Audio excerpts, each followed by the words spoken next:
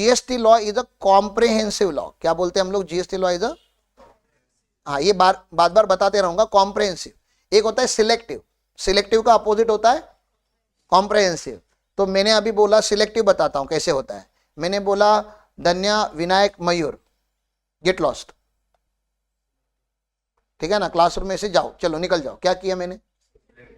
Selective मैंने बोला, 1 2 3 लोगों को सिलेक्ट किया। कॉम्प्रिहेंसिव मैंने बोला except last bench, everyone get lost, या everyone get lost except last bench. समझ में आ रहा है? तो एवरीवन में फिर आप लोगों को फिर से नाम लेके बताना पड़ेगा क्या? जब एवरीवन बोला तो एवरीवन है। तो जीएसटी लॉ ना बोलता है कौन से गुड्स टैक्सेबल, आंसर दो ना मुझे। नहीं, क्या क्या, ये दुनिया में जितने भी गुड्स एग्जिस्ट करते हैं सारे टैक्सेबल। अभी तक मैंने आपको कुछ पढ़ा है क्या कि ये गुड्स टैक्सेबल है, नॉट टैक्सेबल?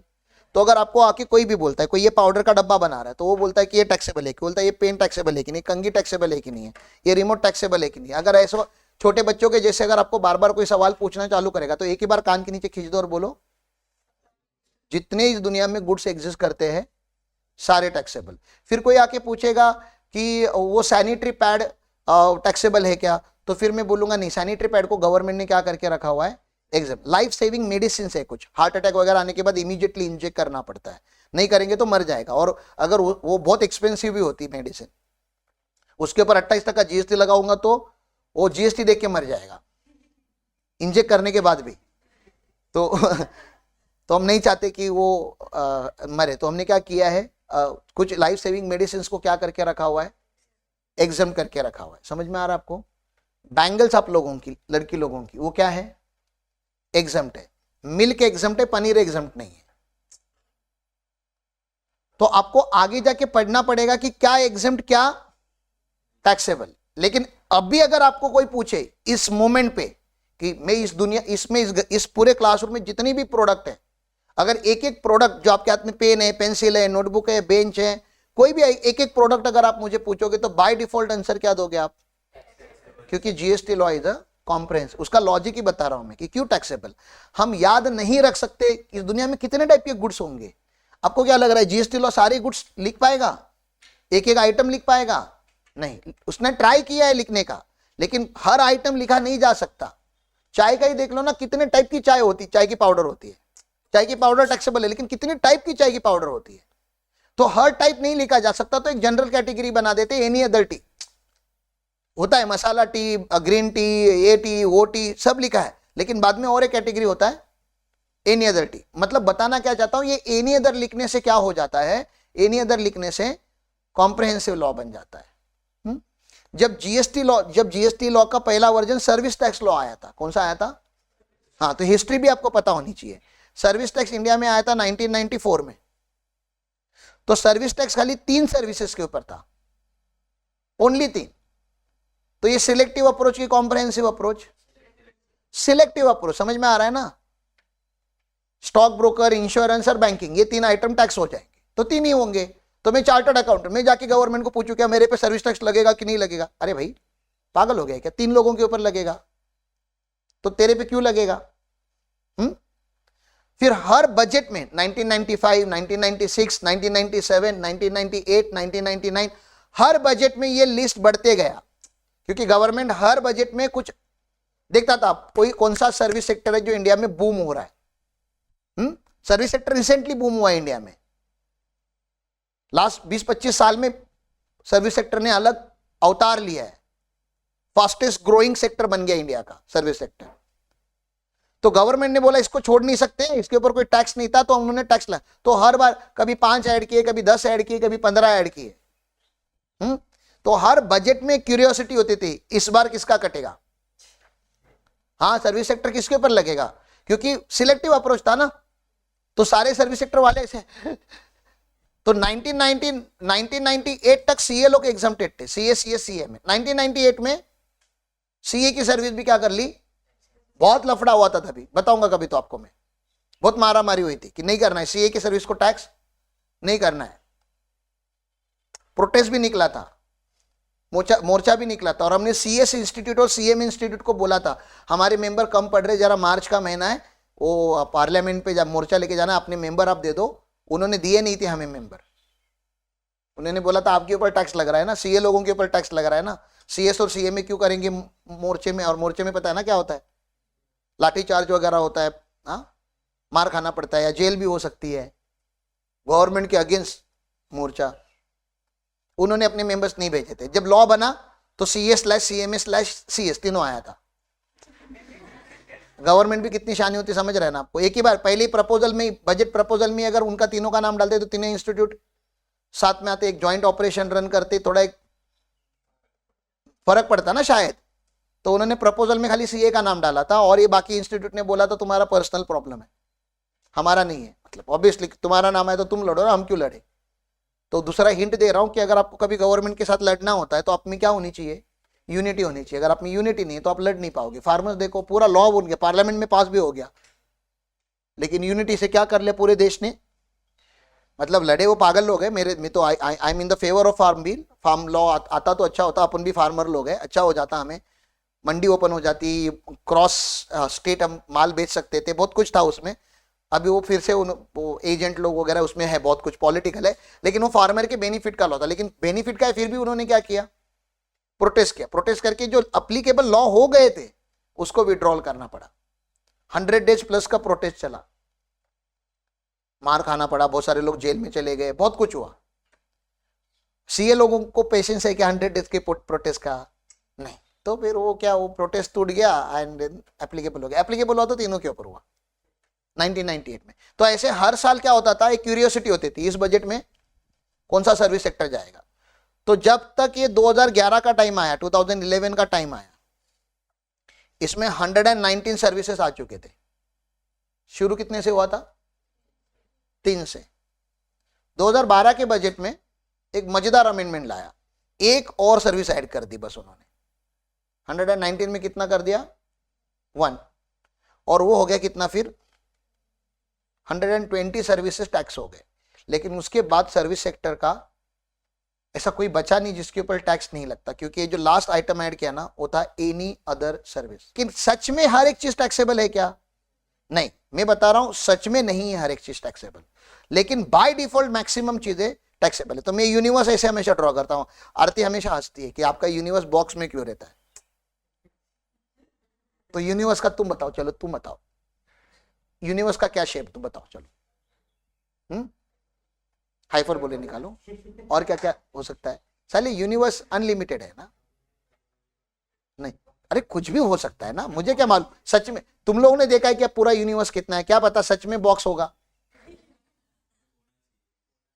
हाँ, हो भी सकता है ना ऐसा। तो जब तुमने नहीं देखा, मैंने नहीं देखा, तो यूनिवर्स मान लो ना कि ऐसा होता है।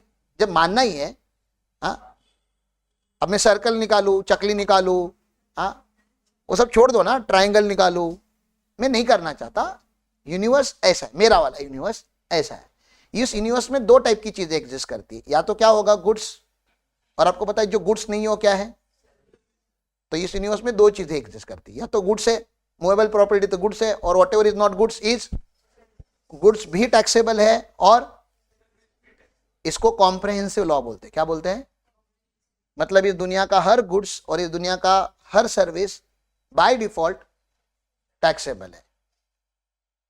लेकिन सर ऐसा लॉ जब होता है तो एक नेगेटिव लिस्ट की जरूरत पड़ती है। किस चीज की जरूरत पड़ती है, नेगेटिव लिस्ट कि सर हर चीज को टैक्स नहीं करना चाहिए। जैसे मनी को टैक्स नहीं करना चाहिए, सिक्योरिटी मार्केट को टैक्स नहीं करना चाहिए। तो उन्होंने बोला ठीक है, ये नाइदर गुड्स नॉर सर्विस है, तो ये पहला एग्जिट रूट निकला।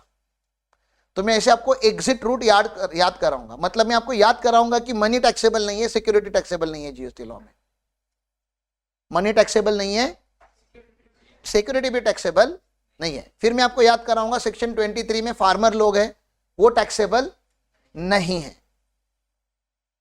ठीक है। फिर आज ही हम लोग और बहुत सारे आइटम पढ़ेंगे जो टैक्सेबल नहीं है। तो मैं आपको बार बार क्या पढ़ाऊंगा पता है, जब तक लेवी का पार्ट चालू है मैं आपको बार बार पढ़ाऊंगा कि क्या टैक्सेबल नहीं है। आप बोलोगे पागल हो गए, जीएसटी लॉ पढ़ाने बुलाता है और बोलता है इसके ऊपर जीएसटी नहीं लगेगा। और ऐसा रोज सिखाने वाला हूं, बहुत दिन तक सिखाने वाला हूं।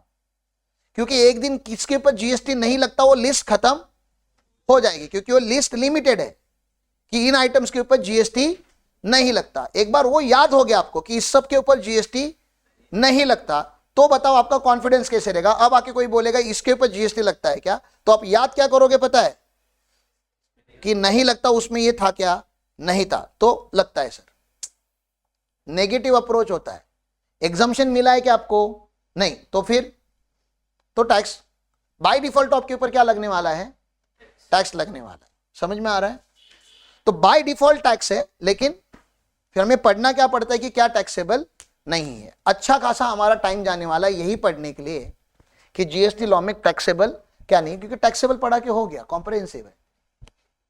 क्या टैक्सेबल है, सब कुछ नहीं सर, सारे गुड्स, हाँ सारे गुड्स, सारी सर्विस, हाँ सारी सर्विस, तो क्या टैक्सेबल है बोल के हो गया। आप लोग ने कहाँ दिमाग लगाया कभी भी ऑफिस में काम करते हुए, ये क्लाइंट ये सर्विस प्रोवाइड करता है, ये टैक्सेबल होगा क्या, लेवी पढ़ लूं क्या, सेक्शन 9 जाके पढ़ लूं क्या, आप नहीं पढ़ते।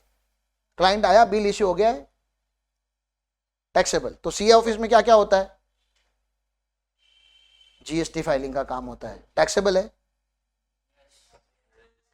जीएसटी भरने का काम होता है, उसके ऊपर जीएसटी लगता है, हाँ हो सकता है। इनकम टैक्स फाइलिंग का काम होता है, ऑडिट का काम होता है, कॉर्पोरेट सर्विस मतलब जो आरओसी की जो सर्विसेज है कंप्लायंस की, उसका काम होता है, हाँ कंसल्टेंसी का काम होता है, यस। ये जो ट्रेनिंग सेंटर चला रही इसका काम होता है, ये टैक्सेबल है। कहाँ लिखा है ये सब कि ये टैक्सेबल है, सीए ये करेगा टैक्सेबल है, सीए ये करेगा टैक्सेबल है, सीए ये करेगा टैक्सेबल है, ऐसा कहीं लिखा है क्या, कहीं नहीं लिखा है। तो सर कैसे, आपको कैसे पता चला टैक्सेबल है, बोलो आपको कैसे पता चला टैक्सेबल है। कॉम्प्रिहेंसिव लॉ है, जीएसटी लॉ कौन सा लॉ है, मतलब क्या, any service that you provide by default. आपने मुझे ये पूछना है कि सर सीए को एग्जम्पशन है क्या, कोई पूछो ना सर, सीए सर्विस पे कोई नहीं है तो टैक्सेबल है। लेकिन एडवोकेट के सर्विस के ऊपर एग्जम्पशन है, डॉक्टर के सर्विस के ऊपर, तो इसलिए डॉक्टर जीएसटी नहीं लेता। गडिंग्लज में कितने डॉक्टर है, आपका एक भी डॉक्टर क्लाइंट नहीं है, क्यों, अरे क्योंकि वो जो सर्विस प्रोवाइड कर रहा है उसको क्या है, एग्जम्पशन है। कितने फार्मर्स है, आपका एक भी फार्मर जीएसटी क्लाइंट नहीं है, क्यों, उसको एग्जम्पशन है। कितने एडवोकेट्स है, कितने एडवोकेट 20 लाख के ऊपर कमाते रहेंगे, फिर आपका क्लाइंट क्यों नहीं है, उसको एग्जम्पशन है।